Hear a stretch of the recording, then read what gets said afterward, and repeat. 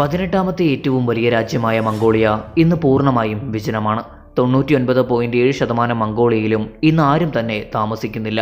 കൂടാതെ മംഗോളിയയുടെ 0.03% ലാൻഡ് ഏരിയയിലാണ് 100% പോപ്പുലേഷനും അധിവസിക്കുന്നത്. എന്നാൽ ഇതിൻ്റെ കാരണം എന്താണ്? നിങ്ങൾ എത്രത്തോളം ഉള്ളിലേക്ക് യാത്ര ചെയ്യുന്നുവോ അത്രത്തോളം മംഗോളിയയിൽ നിങ്ങൾ ജീവനോടെ ഇരിക്കാനുള്ള സാധ്യതകൾ കുറഞ്ഞു വരുന്നു. കൂടാതെ 18ാം നൂറ്റാണ്ടിൽ എന്താണ് മംഗോളിയയെ പൂർണ്ണമായും ഇല്ലാതാക്കിയത്? 80%-ലധികം ജനസംഖ്യയും ഒരൊറ്റ യുദ്ധത്തിൽ ഇല്ലാതായി. ഇതിൻ്റെ കാരണം എന്തായിരുന്നു? പിന്നീട് ഈ ഒരു ജനസംഖ്യ വളർന്നിട്ടുമില്ല. ഇന്ന് ഞാൻ നിങ്ങളെ കൊണ്ടുപോകാൻ പോകുന്നത് മംഗോളിയയുടെ നിങ്ങളറിയാത്ത ആ ഒരു ചരിത്രത്തിലേക്കാണ്. അതുകൊണ്ട് തന്നെ വീഡിയോ പരമാവധി അവസാനം വരെ കാണുവാൻ ശ്രമിക്കുക. മംഗോളിയ 99.7% എന്തുകൊണ്ട് വിജനമാണ്? ഇതിൻ്റെ ഉത്തരം മംഗോളിയൻ ജിയോഗ്രഫിയാണ്. മംഗോളിയൻ ജിയോഗ്രഫിയെ നമുക്ക് മൂന്നായി തിരിക്കാം. 1 ഓൾട്ടിറ്റ്യൂഡ്, അതായത് ഉയരം. 2 soil. 3 rainfall. So let's talk about high altitude mountain range. റഷ്യയ്ക്കും ചൈനയ്ക്കും സെൻട്രലായിട്ടാണ് മംഗോളിയ സ്ഥിതി ചെയ്യുന്നത്. അതായത് മംഗോളിയ എന്ന ഈ ഒരു രാജ്യം ഒരു ലാൻഡ് ലോക്ക്ഡ് കൺട്രിയാണ്. ഇത് ഇവിടെ ഒരു പോളാർ സോൺ ക്രിയേറ്റ് ചെയ്യുന്നു. എപ്പോഴും മംഗോളിയയുടെ ടെമ്പറേച്ചർ എന്നത് മൈനസിലാണ്. അതുകൊണ്ട് തന്നെ ഇവിടെ എക്സ്ട്രീം വെതറാണ് കാണാൻ കഴിയുക. കൂടാതെ തന്നെ മംഗോളിയയുടെ മാപ്പ് പരിശോധിച്ചാൽ north west region high altitude mountain range കൊണ്ട് കവർ ചെയ്യപ്പെട്ടിരിക്കുന്നു. അതായത് വളരെ ഉയരമേറിയ മൗണ്ടെയിനുകളാണ് ഇവിടെ സ്ഥിതി ചെയ്യുന്നത്. ഇനി അവശേഷിക്കുന്ന സദേൺ ആൻഡ് വെസ്റ്റേൺ റീജിയൻ പരിശോധിച്ചാൽ ഇവിടെയും വളരെയധികം കോൾഡ് എക്സ്ട്രീം ടെമ്പറേച്ചറാണ്. ഇന്നേ വരെ ഹിസ്റ്റോറിക്കലി മംഗോളിയയുടെ ഈ പ്രദേശങ്ങളിൽ പെർമനന്റ് ഹ്യൂമൻ സെറ്റിൽമെന്റുകൾ ഉണ്ടായിട്ടില്ല. മംഗോളിയയിലെ തന്നെ ബാക്ടീരിയൻ ക്യാമലുകൾ ഉൾപ്പെടെയുള്ള ജീവികൾക്ക് ഈ ഒരു ടെമ്പറേച്ചറിൽ സർവൈവ് ചെയ്യുക എന്നുള്ളത് വളരെയധികം പാടുപെട്ട പണിയാണ്. അപ്പോൾ ഈ ഫാക്റ്റുകളെല്ലാം പരിശോധിക്കുമ്പോൾ വെസ്റ്റേൺ റീജിയനിലോ സദേൺ റീജിയനിലോ ഈസ്റ്റേൺ റീജിയനിലോ മംഗോളിയൻ ജനതകൾക്ക് താമസിക്കാൻ കഴിയുകയില്ല.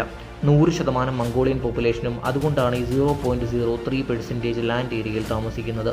ഇനി എങ്ങനെയാണ് ഈ മൗണ്ടെയിനുകൾ ഇവർക്ക് ഈ ഒരു പ്രദേശം ഹാബിറ്റബിൾ ആക്കി കൊടുക്കുന്നത് എന്ന് നമുക്കൊന്ന് പരിശോധിക്കാം. മംഗോളിയയിലെ ഈ 3 മൗണ്ടെയിൻ റേഞ്ചുകൾ: 1 കുബ്സ്വൽ റേഞ്ച്, 2 ഖങ്കായി റേഞ്ച്, 3 കെൻഡി റേഞ്ച്. ഈ 3 മൗണ്ടെയിൻ റേഞ്ചുകളും റഫായി ഒരു ട്രയാങ്കിൾ രൂപമാണ് ഉണ്ടാക്കുന്നത്. അതുകൊണ്ട് തന്നെ വെസ്റ്റ് സൈഡിൽ നിന്ന് വീശുന്ന സെർബിയൻ വിൻഡും കൂടാതെ ഗോബി ഡെസേർട്ടിൽ നിന്നുമുള്ള സൗത്ത് ഈസ്റ്റേൺ വിൻഡുകളെയും ഇത് പ്രിവെൻറ്റ് ചെയ്യുന്നു. ഈ മൗണ്ടെയിൻ റേഞ്ചുകളുടെ വേളയിൽ -50°C ആകുമ്പോൾ അകത്ത് -2.5°C ആയിരിക്കും ഉണ്ടാവുക.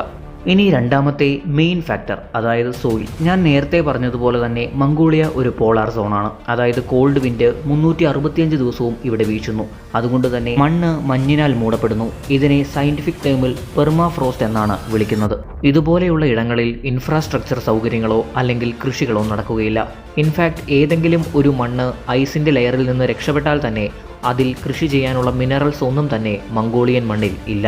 മംഗോളിയ ഹാബിറ്റബിൾ ആയതിൽ ഈ മൗണ്ടെയിൻസിന്റെ പങ്ക് എവിടം വരെ ഉണ്ട് എന്ന് ഇപ്പോൾ നിങ്ങൾക്ക് മനസ്സിലായിട്ടുണ്ടാകും. ഈ മൗണ്ടെയിൻ റേഞ്ചുകൾ കാരണം മൂന്നാമത്തെ ഏറ്റവും വലിയ അഡ്വാൻറ്റേജ് മംഗോളിയയ്ക്ക് ലഭിക്കുന്നത് റെയിൻഫോൾ ആണ്. അതായത് ഇതൊരു വാലിയായി ആക്ട് ചെയ്യുന്നു. അതുകൊണ്ട് തന്നെ കോൾഡ് വിൻഡിനെ ഇത് ബ്ലോക്ക് ചെയ്യുകയും തുടർന്ന് കാർമേഘങ്ങൾ വരുമ്പോൾ അവയെയും ഇവ ബ്ലോക്ക് ചെയ്യുന്നു. അതുകൊണ്ട് തന്നെ ഈ ഒരു വാലിയിൽ, അതായത് ഈ ഒരു റഫ് ട്രയാങ്കിളിൽ ഒരു ഓറിയോഗ്രാഫിക് റെയിൻഫോൾ നമുക്ക് കാണുവാൻ കഴിയുന്നു. ഇന്ത്യയിൽ ഉണ്ടാകുന്ന അത്ര റെയിൻഫോൾ അല്ല ഇവിടെ ഉണ്ടാകുന്നത്. മറിച്ച് 300 മുതൽ 400 മില്ലിമീറ്റർ വരെ വരുന്ന ചെറിയ റെയിൻഫോളുകളാണ് ഇവിടെ കാണാൻ കഴിയുക.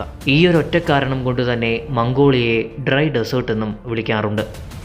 ഇത്ര ചെറിയ തോതിൽ മാത്രം മഴ പെയ്യുന്ന മംഗോളിയയിൽ എങ്ങനെയാണ് ഈ ഒരു ട്രയാങ്കിളിനുള്ളിൽ ഇത്ര ഫലഭൂഷ്ടമായ മണ്ണുണ്ടായത് എന്ന് നിങ്ങൾക്കും ഒരു സംശയം ഉണ്ടായിട്ടുണ്ടാകാം. നിങ്ങളും ജിയോഗ്രഫിയിൽ ഈ ഒരു ടോപ്പിക് പഠിച്ചിട്ടുണ്ടാകും, soil erosion from the mountain. മഴ പെയ്യുന്ന സാഹചര്യത്തിൽ മൗണ്ടെയിനിൽ നിന്നും മിനറൽസിനെ വെള്ളം താഴേക്ക് ഒഴുക്കിക്കൊണ്ടുവരുന്നു. അതുകൊണ്ട് തന്നെ ഈ ഒരു മിനറൽസ് എല്ലാം ചേർന്ന് ഈ 0.03% ലാൻഡ് ഏരിയയിൽ അക്യുമുലേറ്റ് ആകുന്നു. അതുകൊണ്ട് തന്നെ ഈ ഒരു പ്രദേശം വളരെയധികം ഫെർട്ടൈലായി മാറുന്നു. മംഗോളിയ എന്തുകൊണ്ടാണ് ഇത്രമാത്രം വിജനമായത് എന്നതിൻ്റെ പ്രൈമറി റീസൺ ഇപ്പോൾ നിങ്ങൾക്ക് മനസ്സിലായിട്ടുണ്ടാകുമെന്ന് ഞാൻ പ്രതീക്ഷിക്കുന്നു. ഇനി അടുത്തതായി ഞാൻ വീഡിയോ തുടങ്ങുന്നതിന് മുൻപ് നിങ്ങളുടെ അടുത്ത് ഒരു വാറിനെ പറ്റി സംസാരിച്ചിരുന്നു. 80%-ലധികം മംഗോളിയൻ ജനതയും ഇല്ലാതാക്കിയ ആ ഒരൊറ്റ യുദ്ധം. എന്നാൽ ഇതിനെല്ലാം മുൻപ് തന്നെ മംഗോളിയ നോക്കുകയാണെങ്കിൽ മംഗോളിയയിൽ ജനറലി പോപ്പുലേഷൻ വളരെയധികം കുറവായിരുന്നു. എന്നാൽ ഈ ഒരു യുദ്ധത്തിന് ശേഷം മംഗോളിയയിലെ 80%-ലധികം പോപ്പുലേഷനും ഇല്ലാതായി. പിന്നീട് ഈ ഒരു പോപ്പുലേഷൻ ഹൈക്ക് എന്നത് കാണാനേ സാധിച്ചിട്ടില്ല. അതായത് ഇവരുടെ ജനസംഖ്യ പിന്നീട് വർദ്ധിച്ചിട്ടില്ല എന്ന് തന്നെ പറയാൻ കഴിയും. ഈ ഒരു ചരിത്രം ആരംഭിക്കുന്നത് 1200-കളിലാണ്. അതായത് അന്നത്തെ മംഗോളിയ ഇന്നത്തെ മംഗോളിയേക്കാൾ വളരെ ഇരട്ടിയുണ്ടായിരുന്നു. ആ സമയത്ത് മംഗോളിയ ഭരിച്ചുകൊണ്ടിരുന്നത് ജംഗിസ് ഖാനായിരുന്നു. പസഫിക് ഓഷൻ മുതൽ കാസ്പിയൻ സീ വരെയും റഷ്യ മുതൽ ടിബറ്റ് വരെയുമായിരുന്നു ഇതിൻ്റെ മുഴുവൻ വിസ്തൃതി. ഇതിൽ നിന്ന് നിങ്ങൾക്ക് മനസ്സിലാക്കാൻ കഴിയും മംഗോളിയ എന്ന ഈയൊരു രാജ്യം എത്രയധികം കോൺക്വിസ്റ്റുകൾ നടത്തിയ ഒരു രാജ്യമാണ് എന്ന്. എന്നാൽ ഇതിനുശേഷം ജംഗിസ് ഖാൻ്റെ മരണം നടക്കുന്നു. അങ്ങനെ മംഗോളിയ പലതായി വിഭജിക്കുന്നു. ഇന്നത്തെ പ്രസൻറ്റ് മംഗോളിയ അന്ന് ഭരിച്ചുകൊണ്ടിരുന്നത് സുങ്കാർ ഡൈനാസ്റ്റിയായിരുന്നു. ഇവരെപ്പറ്റി പറയുകയാണെങ്കിൽ ഇവർ വളരെയധികം സമാധാനപ്രിയരായിരുന്നു. ഇതിനു മുൻപ്, അതായത് ജംഗിസ് ഖാൻ്റെ ഭരണസമയത്ത് മംഗോളിയൻ ജനത വളരെയധികം കോൺക്വിസ്റ്റുകൾ നടത്തിയിരുന്നു.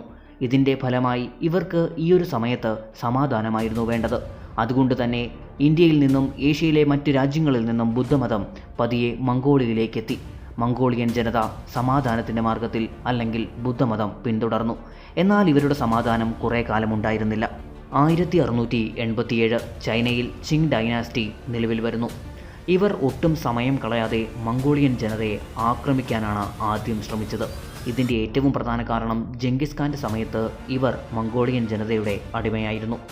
എന്നാൽ ഈയൊരു സമയത്ത് സുങ്കാർ ഡൈനാസ്റ്റിക്ക് ഒരു യുദ്ധം നടത്തുക എന്നുള്ളത് ഒരിക്കലും ആലോചിക്കാൻ പോലും കഴിയുന്ന കാര്യമായിരുന്നില്ല.